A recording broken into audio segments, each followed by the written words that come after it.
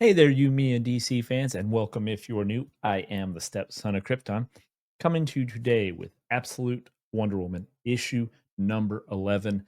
Guys, it's starting to get really good. I don't want to waste a whole lot of time with this intro. I want to go ahead and get on into the video.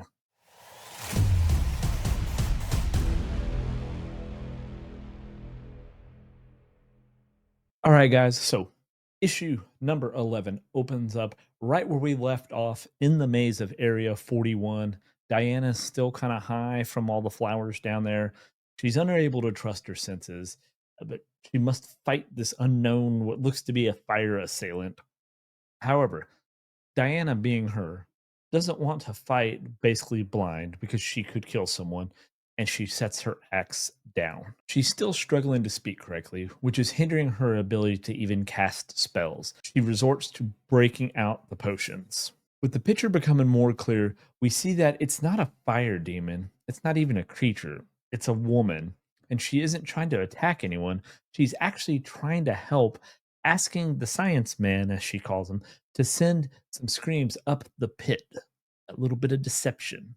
So it's been a while. So let's go back to hell to the while before. We see young Diana is there talking to this massive wolf and calls her goddess.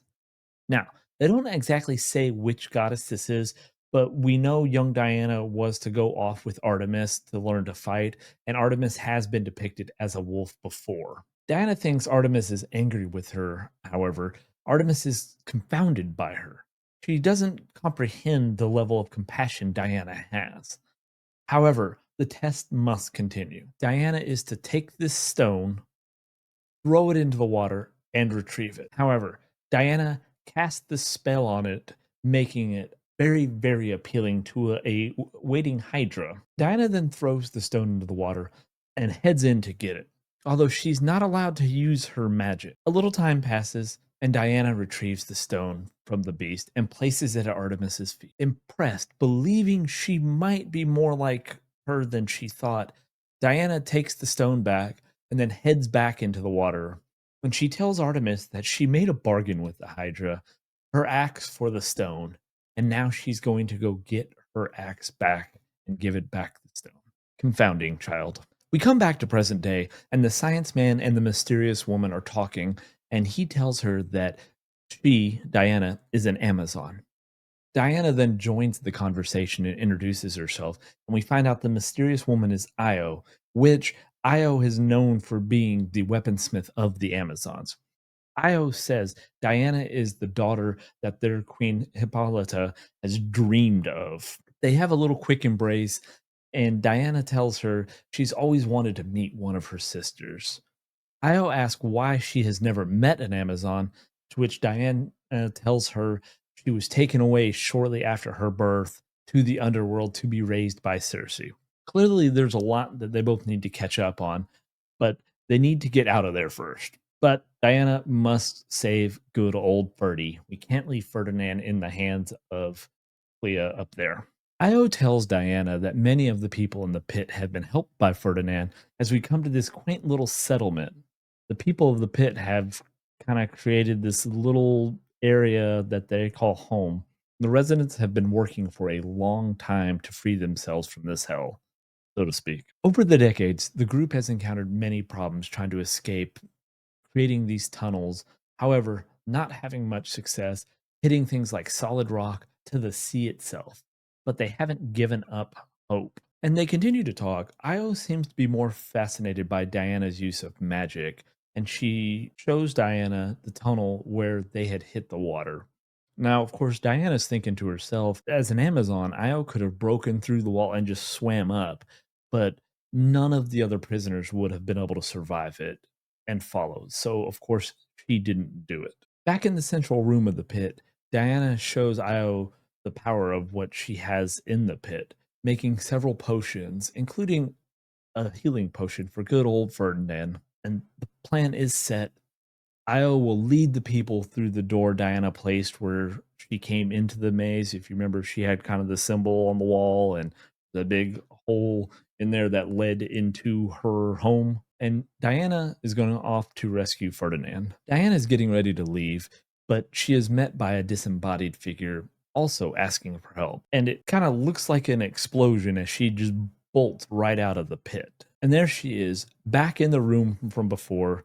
Leah orders her fish people to attack, and Diana chucks the healing potion at Ferdinand, who is instantly snapped out of his chains. With a now recharged Ferdinand, they begin to fight. And she's telling him, do not throw anything or anyone into the pit. Obviously, because these guys are planning to escape.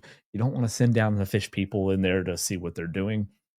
And while Clea is able to rule the maze, she is no match for Diana. Although the battle doesn't seem to be going quite the way Diana may have thought, she takes some pretty good shots, but then, as she did before with the Hydra, she comes up with an offer. Now, we kind of flash back for a little bit. We go back to Steve Trevor and team, who he's trying to revive Petra in the water, but it doesn't turn out quite the way he might have been thinking, as we see her siren self kind of coming back out. However, that doesn't last long. We are back in the maze with Diana.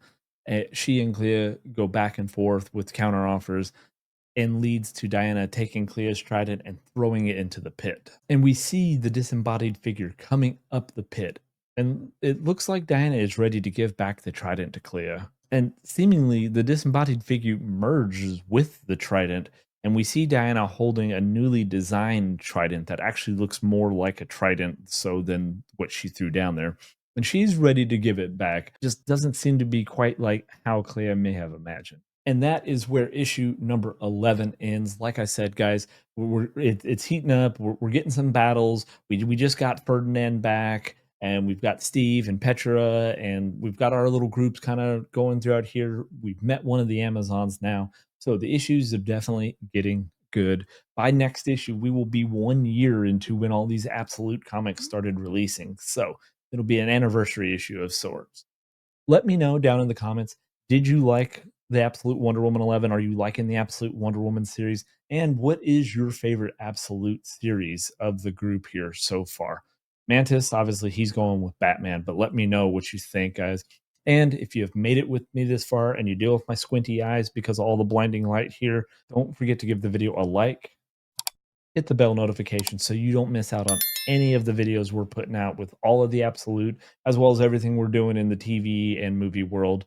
And if you have the bell notification get clicked, you will get alerted when we release those, guys. And to keep this video as short as it's humanly possible, that is going to wrap it for us on this episode of You, Me, and DC. Until next time, guys, I'll see you then.